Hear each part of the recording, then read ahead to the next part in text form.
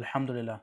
Memorizing the Quran requires sacrifice, but perhaps not in the way that you think. Many people think that they need to leave their jobs or leave university just to memorize the Quran, but that is definitely not necessary. There are certain habits that if you do, you can easily memorize the Quran without changing your life drastically, and that's what we're going to discuss today. So let's talk about the mindset of sacrifice, which I believe every aspiring Hafiz should have. When we look at the scholars of the past, we find the common theme of revolving one's life around seeking knowledge. Now, basing your entire life on seeking knowledge does not mean that you leave off worldly pursuits. Rather, it means that you use whatever Allah has given you of the dunya to continue seeking knowledge. And what I'm saying is that you need to be willing to sacrifice as much as you can in order to achieve your goal of memorizing the Quran. And this honestly goes back to just understanding that our purpose is to worship Allah alone in this life. So we should have no problem in making our lives fully based on worshiping Allah alone and seeking knowledge, because what else are we going to spend our time on? Now that you understand the sacrifice mindset, let's talk about 3 habits that will ensure you stay disciplined in your Hifz journey. Number 1, the daily anchor session.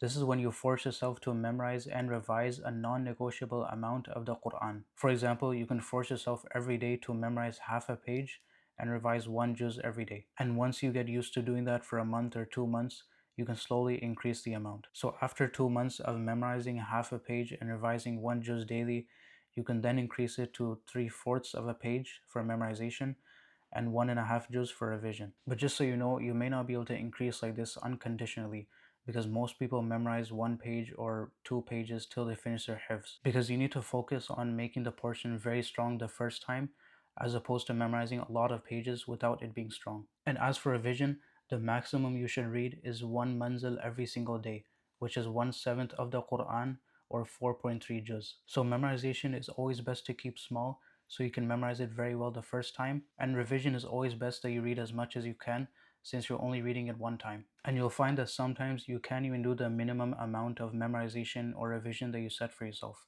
and that's totally normal. And this goes back to the concept of having an anchor session, because you must always do something. Even if it's 1 line of memorization or 1 page of revision, doing something is always better than doing nothing. The second habit is reciting in salah.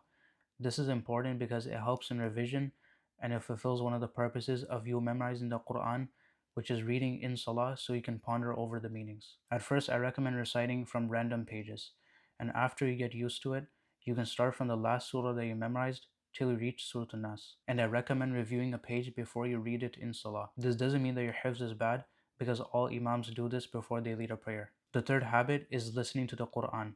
This is important because it helps you catch any mistakes you make if you review the Quran without looking. If you are not in the habit of doing this, I recommend the same methodology as reciting in Salah. Start by listening to random surahs that you like, then once you get used to it, listen from the last surah you memorized till Surah An-Nas. The best time to listen to the Quran is right before you sleep, since it takes minimal effort to do so. As you can see, all these habits require consistency and discipline. And being consistent always beats random bursts of hard work. Because if you were to read 4 juz in one day, the next day you would burn out and you wouldn't read anything. And you must be disciplined to memorize the surahs in a proper order without jumping to any random surah that you want. For example, you shouldn't start memorizing from Surah Al-Furqan and then jump to somewhere like Surah Al-Isra. Rather, you should start from the back of the Mus'haf and memorize periodically. And for those of you who struggle with tajweed, listening to the Quran is one of the best and easiest ways to master tajweed. I personally listened to Sheikh Khusri for 2 years straight,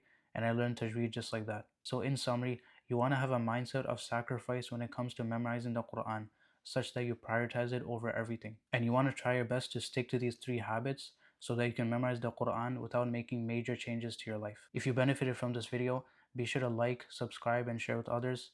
And if you have any questions, be sure to comment below. سبحانك اللهم وبحمدك أشهد أن لا إله إلا أنت أستغفرك وأتوب إليك.